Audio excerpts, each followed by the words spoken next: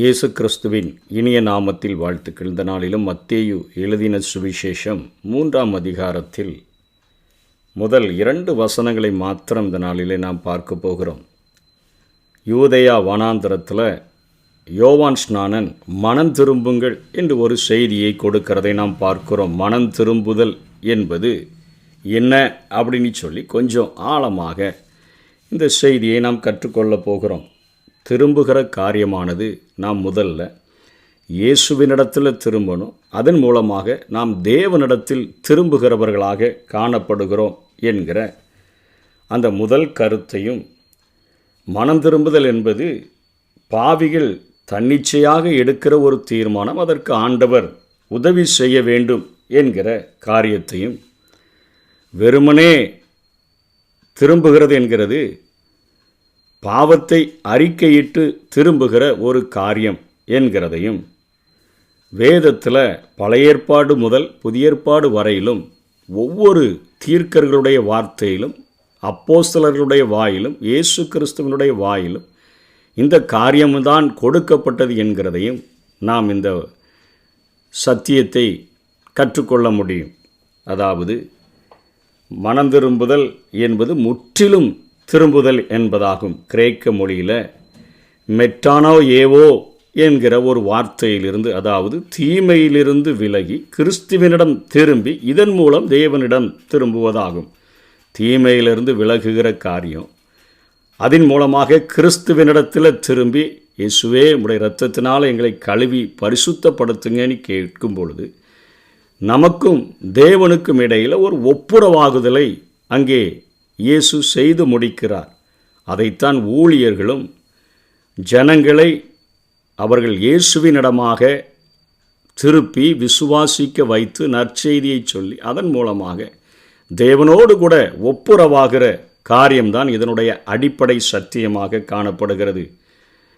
யோவான் 14:1 சொல்லுகிறார் இயேசு, உங்கள் இருதயம் கலங்காதிருப்பதாக தேவனிடத்தில் விசுவாசமாயிருங்கள், என்னிடத்திலும் விசுவாசமாயிருங்கள். இயேசுவினிடத்தில் விசுவாசம் வைத்து தேவனிடத்தில் அதன் மூலமாக நாம் விசுவாசம் வைக்கிறவர்களாக காணப்படுகிறோம். 6 சொல்கிறார், அதற்கு இயேசு, நானே வழியும் சத்தியமும் ஜீவனுமாயிருக்கிறேன். முதல்ல என்னிடத்தில் வாங்க, நான் தான் வழி, நான் தான் சத்தியம், நான் தான் ஜீவனாக இருக்கிறேன். என்னை அல்லாமல் ஒருவனும் பிதாவினிடத்தில் வரான். என்கிட்ட வந்த பிறகு நான் தேவனிடத்தில் உங்களோ ஒப்புரவாகுகிற ஒரு காரியத்தை செய்கிறேன் என்கிறது தான் இதனுடைய அடிப்படை சத்தியமாக காணப்படுகிறது. 1 பேதுரு 2ஆம் அதிகாரம் 25 பேதுரு எழுதுகிறார், சிதறுண்ட ஆடுகளைப் போல் இருந்தீர்கள், இப்பொழுதோ உங்கள் ஆத்துமாக்களுக்கு மேய்ப்பரும் கண்காணியமானவரிடத்தில் திருப்பப்பட்டும் இருக்கிறீர்கள். இதுதான் முதல் ஸ்டெப்பாக மனம் திரும்புதலில் நடக்கிற காரியம். சிதறிப்போயிருக்கிற ஒரு ஆடுகளைப் போல நம்ம இருக்கிறோம். இப்போ நம்ம இயேசுவின் மேலே விசுவாசித்து நாம் வரும் பொழுது, இயேசுவினிடத்தில் திருப்பப்படும் பொழுது, உங்கள் ஆத்துமாக்களுக்கு மேய்ப்பரும் கண்காணியமானவர்களிடத்தில் திருப்பப்பட்டும் இருக்கிறீர்கள் என்கிற காரியத்தை வேதம் நமக்கு போதிக்கிறது. பாவத்தை விட்டுவிட்டு கிறிஸ்துவில் உள்ள இரட்சிப்புக்கு திரும்பும் ஒருவருடைய தீர்மானம் கிறிஸ்துவை பாவத்தின் தண்டனையிலிருந்து மீட்கும் இரட்சகராக மாத்திரம் அவரை ஏற்றுக்கொள்வதல்ல, அவரை தன் வாழ்க்கையில் ஆண்டவராக, தன்னை ஆளுகிறவராக முழுமையாக ஏற்றுக்கொள்ள வேண்டும். பாவத்திலிருந்து நான் மீட்கிற ஒரே ஒரு நேரத்தில் வந்து ரட்சிக்கிறவர் மாத்திரமல்ல, என் வாழ்க்கையினுடைய முழுவதையும் ஆளுகிற ஒரு ஆண்டவராக நான் ஏற்றுக்கொள்ளுகிறேன். அதுதான் இங்கே மெய்ப்பெரும் கண்காணியமானவரிடத்தில் திருப்பப்பட்டும் இருக்கிறீர்கள் என்று சொல்லப்படுகிறது. அதனால தான் ரட்சிப்பு அப்படிங்கிற காரியத்தில் 3 ப்ராசஸ். அவைகள் என்ன? முதலாக ரட்சிக்கப்பட்டிருக்கிறையா அப்படின்னு கேட்குறாங்களே, அது என்ன நடக்கிறது அப்படின்னு சொன்னால், மனம் திரும்புதல் என்பது பாவிகள் தன்னிச்சையாக செய்கிற ஒரு தீர்மானம். அவர்கள் நற்செய்தியை விசுவாசித்து, இயேசு உனக்காக, உன்னுடைய பாவங்களுக்காக எல்லாவற்றையும் சுமந்து சிலுவையில் தீர்த்தார், அவருடைய இரத்தத்தினால் நம்முடைய பாவங்கள் கழுவி சுத்திகரிக்கப்படுகிறது என்கிற நற்செய்தியை விசுவாசித்து ஏற்றுக்கொள்ளும் பொழுது தேவனுடைய கிருபையினால் அவர்கள் அவ்வாறு தீர்மானிப்பது அவர்களுக்கு சாத்தியமாக மாறுகிறது. தேவன் தான் அந்த கிருபையை விசுவாசிப்பதற்காக தன்னிச்சையான தீர்மானத்தை எடுப்பதற்கான ஒரு கிருபையை கொடுக்கிறார். அப்போஸ்தலர் 11:21 பார்க்கும்பொழுது கர்த்தருடைய கரம் அவர்களோடு இருந்தது, அநேக ஜனங்கள் விசுவாசிகளாகி கர்த்தரிடத்தில் திரும்பினார்கள் என்று பார்க்கிறோம். ஆகவே ஆண்டவரிடத்தில் திரும்புகிறதற்கு ஆண்டவரே அந்த தீர்மானத்தை நாம் எடுக்கும் பொழுது நமக்கு அது உதவி செய்யக்கூடியவராக இருக்கிறார். ஆகவே இந்த பாவத்தில் முதல் நாளில் நம்ம ஆண்டவரிடத்தில் ரட்சிக்கப்பட்டிருக்கிறோம் என்று சொல்கிற காரியமானது விசுவாசித்து இரத்தத்தினால் கழுவுங்கன்னு கேட்கும்போது நம்முடைய பாவத்தின் தண்டனை ரத்து செய்யப்படுகிறது. அதுக்கப்புறம் ஒவ்வொரு நாளும் தேவனுடைய சமூகத்தில் ஆண்டவரே இந்த நாளில் நாங்கள் பாவங்களை ஜெயிப்பதற்கு எங்களுக்கு பலன் தாங்க, ஆண்டவராக எங்களை ஆளுகிறவராக இருக்கிற நீர் ஒவ்வொரு நாளும் எவனை விழுங்கலாமோ வென்று வகை தேடி சுற்றி தெரிகிற சாத்தானினுடைய அவனுடைய சூழ்ச்சிகளிலிருந்து நாங்கள் விடுதலை பெறுகிறதற்கு, அதாவது பாவத்தினுடைய வல்லமையிலிருந்து விடுதலை பெறுகிறதற்கு ஒவ்வொரு நாளும் உம்முடைய பலத்தினால் நிரப்புங்கன்னு கேட்குறோமே. இது ஒவ்வொரு நாளும் அன்றாட வாழ்க்கையில் பாவத்தின் வல்லமையிலிருந்து நாம் விடுதலை பெறுகிறதற்கான ஒரு ப்ராசஸ். பாவத்தின் பிரசன்னத்திலிருந்து நாம் எப்பொழுது விடுதலை பெறுகிறோம் என்று சொன்னால், ஆண்டவராகிய இயேசு கிறிஸ்து வரும்பொழுது தான் நாம் பாவத்தின் பிரசன்னத்திலிருந்து நாம் முற்றிலுமாக இந்த உலகத்தின் பாவத்தின் பிரசன்னத்திலிருந்து நாம் விடுதலை பெறுகிறோம். அன்றைக்குத்தான் நாம் முற்றுமுடிய ரட்சிக்க நாம் படுகிறோம் என்கிற காரியத்தை தான் வேதம் நமக்கு போதிக்கிறது. ஒரு நாளில் ரட்சிக்கப்பட்டோம், அதோடு கூட முடிந்து விட்டது என்று அல்ல. சிதறுண்ட ஆடுகளைப் போல இருந்த நம்மை ஆளுகிற நம்முடைய ஆத்துமாக்களுக்கு மெய்ப்பெரும் கண்காணியமானவரிடத்தில் திருப்பப்பட்டிருக்கிறபடியினால் இயேசுவினிடத்தில் திரும்புகிறோம். அதன் மூலமாக நாம் தேவனிடத்தில் திரும்புகிறவர்களாக காணப்படுகிறோம்.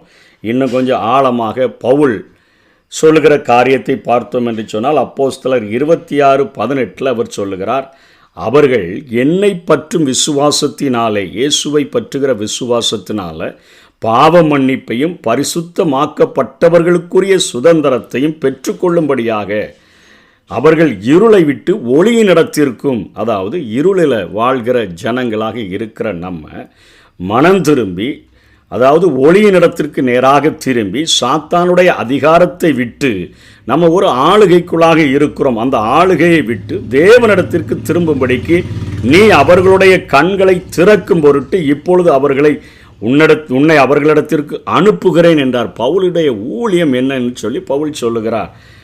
என்னை பற்றும் விசுவாசம், ஆண்டவராகிய இயேசு கிறிஸ்துவை பற்றிய விசுவாசத்தினால பாவ மன்னிப்பு உனக்கு கிடைக்குது. அதனால் உனக்கு பரிசுத்தமாக்கப்பட்டவர்களுக்கு என்னென்ன சுதந்திரம்லாம் உண்டோ அதுவும் கிடைக்குது. அதை பெற்றுக்கொள்ளும்படியாக நீங்கள் இப்போ இருளின் ஆதிக்கத்தில் இருக்கிறீங்க. அந்த ஆதிக்கத்தை விட்டு ஒளியின் இடத்திற்கும், சாத்தானினுடைய அதிகாரம் அவன் தான் உங்களை, இந்த பிரபஞ்சத்தின் தேவனானவன் உங்களை ஆண்டு கொண்டு இருக்கிறான். அதிலிருந்து நீங்கள் விடுதலை பெற்று நீங்கள் திரும்பும்படிக்கு உங்கள் கண்களை நான் திறக்கும் பொருட்டு அப்படின்னு சொல்லி தான் ஆண்டவர் அந்த ஊழியத்தை தனக்கென்று தந்ததாக இங்கே பவுல் சொல்லுகிறதை பார்க்கிறோம். அதே போல் கர்த்தருடைய கரம் அவர்களோடு கூட இருந்தது, அநேக ஜனங்கள் விசுவாசிகளாகி கர்த்தரிடத்தில் திரும்பினார்கள். தீர்மானம் நம்ம தான் எடுக்கிறோம், ஆனால் நம்ம முழுமையாய் திரும்புகிறதற்கு உதவி செய்கிறது கர்த்தருடைய கரமே என்று வேதம் நமக்கு காரியங்களை சொல்லிக் கொடுக்கிறது. அதே போல் கிறிஸ்துவை இரட்சகர் என்று வெறுமனே நம்புகிறது மாத்திரம் ரட்சிக்கும் விசுவாசம் என்பதற்கான ரூல் அல்லது விதி அல்ல. நம்ம வெறுமையாக நம்பிட்டு அப்படியே விடுகிறது மாத்திரமல்ல, கிறிஸ்து எதிர்பார்க்கும் மனம் திரும்புதலுக்கு போதுமானதும் அது அல்ல. மனம் திரும்புதலோடு கூடிய விசுவாசம் எப்பொழுதும் தேவையான ஒரு நிபந்தனையாக காணப்படுகிறது. இதை கொஞ்சம் ஆழமாக புரியணும்னா, மார்க்கு 1:5 அப்பொழுது யூதேயா தேசத்தார் அனைவரும் எருசலேம் நகரத்தார் யாவரும் அவனிடத்திற்கு போய், யோவானிடத்திற்கு போய் தங்கள் பாவங்களை அறிக்கையிட்டு யோர்தான் நதியில் அவனால் ஞானஸ்நானம் பெற்றார்கள். பாவத்தை அறிக்கையிட்டு யோர்தான் நதியில் ஞானஸ்நானம் பெற்றார்கள் என்று எழுதப்படுகிறது. லூக்கா 13:3-5 இயேசு சொல்லும்போது சொல்லுகிறார், அப்படி அல்லவென்று உங்களுக்கு சொல்லுகிறேன், நீங்கள் மனம் திரும்பாமல் போனால் எல்லாரும் அப்படியே கெட்டு போவீர்கள். பாவத்தை அறிக்கையிடுகிற காரியம் கட்டாயம் இருக்க வேண்டும். பாவத்தை அறிக்கையிட்டாதான் மனம் திரும்புதலினுடைய அந்த முழுமையை நாம் அனுபவிக்க முடியும் என்கிற காரியத்தையும் வேதம் நமக்கு கற்றுக் கொடுக்கிறது. அப்போஸ்தலர் 2:38 பேதுரு அவர்களை நோக்கி, நீங்கள் மனம் திரும்பி ஒவ்வொருவரும் பாவ மன்னிப்புக்கென்று இயேசு கிறிஸ்துவின் நாமத்தினாலே ஞானஸ்நானம் பெற்றுக்கொள்ளுங்கள், அப்பொழுது பரிசுத்த ஆவியின் வரத்தை பெறுவீர்கள். அறிக்கையிடுகிற காரியமும் மனம் திரும்புதல்ல முக்கியமான ஒரு இடத்தை வகிக்கக்கூடியதாக இருக்கிறது. இதுதான் ஒரு முழுமையான மனம் திரும்புதலாக இயேசு நம்மிடத்தில் எதிர்பார்க்கிற ஒரு காரியமாக காணப்படுகிறது. அதனைத் தொடர்ந்து நமக்கு நன்றாக தெரியணும், பழைய ஏற்பாட்டு தீர்க்கதரிசிகளினுடைய அடிப்படை செய்தியும் புதிய ஏற்பாட்டு அப்போஸ்தலர்கள் இயேசு உட்பட அவர்களுடைய செய்தி என்ன அப்படின்னு சொல்லி நம்ம பார்த்தோன்னு சொன்னால், அடிப்படையான செய்தி மனம் திரும்புதல் என்கிற காரியம்தான். எரேமியா 7:3 உங்கள் வழிகளையும் உங்கள் கிரியைகளையும் சீர்படுத்துங்கள். மனம் திரும்புகிற மனுஷன், பாவத்தை அறிக்கையிடுகிற மனுஷன், அவனுடைய கிரியைகளில் அநேக மாற்றங்கள் உண்டாகிவிடுகிறது. அவனுடைய கிரியைகள் மனம் திரும்பிட்டான்னா பழைய மனுஷன் முற்றிலுமாக அவன் மரித்து போனான். புதிய மனிதன் புதிய காரியங்களை செய்கிறவனாக, கிரியைகள் சீர்படுத்தப்பட்டவனாக, கிரியைகளை நல்ல கிரியைகளை செய்கிறவனாக அவன் மாறிவிட வேண்டும் என்கிற காரியத்தைத்தான் எரேமியா இங்கே சொல்லுகிறதை பார்க்கிறோம். உங்கள் வழிகளையும் உங்கள் கிரியைகளையும் சீர்படுத்துங்கள். எசேக்கியேல் 18:30 சொல்கிறார், நீங்கள் மனம் திரும்புங்கள், உங்களுடைய எல்லா மீறுதல்களையும் விட்டு திரும்புங்கள் என்று சொல்லப்படுகிறது. யோவேலும் 2:12 அவர் சொல்லுகிறார், நீங்கள் இப்பொழுது உபவாசத்தோடும் அழுகையோடும் புலம்பலோடும் உங்கள் முழு இருதயத்தோடும் என்னிடத்தில் திரும்புங்கள் என்று கர்த்தர் சொல்லுகிறார். நீங்கள் உங்கள் வஸ்திரங்களை அல்ல, உங்கள் இருதயங்களை கிழித்து தேவனாகிய கர்த்தரிடத்தில் திரும்புங்கள் என்று சொல்லி யோவேல் பேசுகிறதை பார்க்கிறோம். மல்கியா 3:7 என்னிடத்தில் திரும்புங்கள், அப்பொழுது உங்களிடத்திற்கு திரும்புவேன் என்று சேனைகளின் கர்த்தர் சொல்லுகிறார். இப்போ யோவான் ஸ்நானகனும் மத்தேயு 3:2 மனம் திரும்புங்கள் என்று பிரசங்கிக்கிறதை பார்க்கிறோம். அடிப்படை செய்தி இதுதான். ஒரு கிறிஸ்தவனாக இயேசு தன்னை ஆள வேண்டும், அவர் மெய்ப்பனும் கண்காணியுமாக என் ஆத்துமாவுக்கு இருக்க வேண்டும் என்று நினைக்கிறவர்களிடத்தில் உருவாக வேண்டிய ஒரு காரியம் மனம் திரும்புதல். இயேசு கிறிஸ்துவும் மத்தேயு 4:17, 18:3, லூக்கா 5:32 இதே காரியத்தை சொல்கிறார். மனம் திரும்புங்கள், பரலோக ராஜ்யம் சமீபமாய் இருக்கிறது என்று சொல்லி புதிய ஏற்பாட்டு கிறிஸ்தவர்களும் அப்போஸ்தலர் 2:38 பேதுரு சொல்லுகிறார் மனம் திரும்பும்படியாக. 8:22 பிரசங்கிக்கப்படுகிறது. 11:8 அப்போஸ்தலரில் 2 பேதுரு. அதே போல 3:9 இந்த காரியங்கள் போதிக்கப்படுகிறது. மனம் திரும்புதல் பற்றிய உபதேசத்தை அடிப்படையாக கொண்டு தான் தேவனுடைய ஊழியர்கள் இருந்தார்கள். அந்த காரியங்கள் கட்டாயம் பிரசங்கிக்கப்பட வேண்டும் என்று சொல்லித்தான் வேதம் நமக்கு போதிக்கிறது. லூக்கா 24:47 அன்றியும் மனந்திரும்புதலும் பாவ மன்னிப்பும் எருசலேம் தொடங்கி சகல தேசத்தாருக்கும் அவருடைய நாமத்தினாலே பிரசங்கிக்கப்படவும் வேண்டியது. இதுதான் அடிப்படையான முக்கியமான இன்றியமையாத ஒரு சட்டமாக, ஒரு ரூலாக, ஒரு விதியாக காணப்படுகிறது. அன்றியும் மனந்திரும்புதலும் பாவ மன்னிப்பும் எருசலேம் தொடங்கி சகல தேசத்தாருக்கும் அவருடைய நாமத்தினாலே பிரசங்கிக்கப்படவும் வேண்டியது. ஆகவே மனந்திரும்புதல் என்பது முற்றிலும் திரும்புகிற காரியம். இயேசுவை விசுவாசித்து அவருடைய இரத்தத்தினால் எங்களுடைய பாவங்கள் கழுவப்படுகிறது என்று நாம் விசுவாசித்து பாவங்களை அறிக்கையிடும் பொழுது இயேசுவினிடத்தில் திரும்புகிறோம். அவர் மூலமாக நாம் தேவனிடத்தில் சேருகிற ஸ்லாக்கியத்தை பெற்றுக்கொள்ளுகிறோம். அவர் நம்மை விடுவிக்கிற இரட்சகர் மாத்திரமல்ல, நம்மை ஆண்டு கொள்ளுகிற தேவனாக இருக்கிறார். என்னை ஆட்கொண்டவரும் நான் சேவிக்கிறவருமாகி என் கர்த்தாவே என்று சொல்லித்தான் பவுல் சொல்லுகிறதை நாம் பார்க்கிறோம். இயேசுதான் அவரே சொல்லுகிறார், நானே வழியும் சத்தியமும் ஜீவனுமாய் இருக்கிறேன், என்னை அல்லாமல் ஒருவனும் பிதாவினிடத்தில் வரான். நம்மை பிதாவோடு கூட ஒப்புரவாக்கும்படியாக இயேசுவினிடத்தில் சேரும் பொழுது இயேசு நம்மை தேவனிடத்தில் ஒப்புரவாக்குகிற ஒரு காரியத்தை செய்கிறார். அதற்கு நம்ம ஒவ்வொரு நாளும் நம்முடைய பாவங்களை அறிக்கையிட்டு பாவத்தினுடைய வல்லமையிலிருந்து விடுதலை பெறும்படியான பலனை தரும்படியாக ஒவ்வொரு நாளும் கெஞ்சினோம் என்று சொன்னால் இந்த உலகத்தில் பாவத்தின் வல்லமையிலிருந்து விடுதலை பெற்று வாழ முடியும். பாவத்தின் தண்டனையிலிருந்து நாம் என்றைக்கு முதலாக தீர்மானம் எடுத்து அறிக்கையிட்டோமோ அன்றைக்கே நாம் செய்த எல்லா பாவங்களின் தண்டனையும் ரத்தாகிறது. இயேசு கிறிஸ்து வெளிப்படும் போது மாத்திரமே முழுமையாக அவரை போல நாம் மாறிவிடும் பொழுது பாவத்தின் பிரசன்னத்திலிருந்து அவர் எப்படி இருக்கிறாரோ அப்படியே நம்ம இருப்போன்னு சொல்லப்படுத அப்படி மாற்றப்பட்ட பொழுது பாவத்தின் பிரசன்னத்திலிருந்து நாம் விடுதலை பெற்றவர்களாக வாழ முடியும். அப்படிப்பட்ட கிருபைகளை தேவன் நமக்கு தந்தருள்வாராக.